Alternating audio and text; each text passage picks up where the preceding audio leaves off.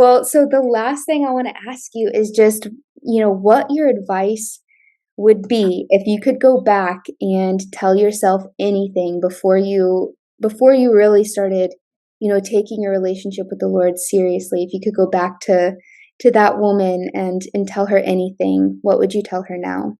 Oh, that's such a good question.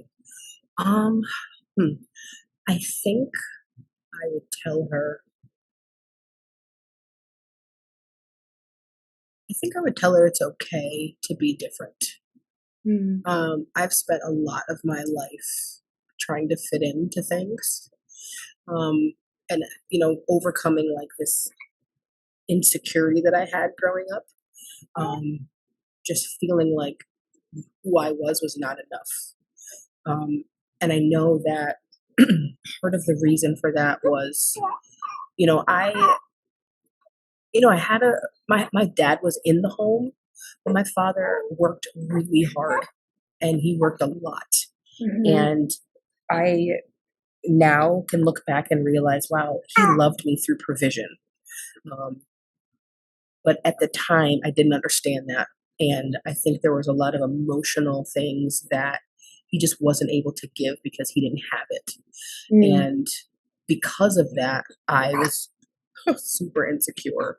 And it also affected my relationship with God because I was just kind of like, well, I equated it to God just not being able to be there for me emotionally or not be, I mean, that's not what I meant. That God didn't see me as enough because I never thought I was enough for my father because he wasn't there like yeah, I wanted him to be. Like I said, he was in the home, provided all that kind of stuff, but I needed something different. And so for so long, when I tell you, I could fit into any group. I would figure out, I used to yeah, lie, all that kind of stuff, just to be a part of a group. Um, and I think, I mean, knowing so with that being said, it almost had the opposite effect basically because I still never fit in because it wasn't like it just was too much for me to carry yeah, and I wasn't able to sustain it. And so I'm realizing now that the things that I'm doing or the personality that I have is for a reason.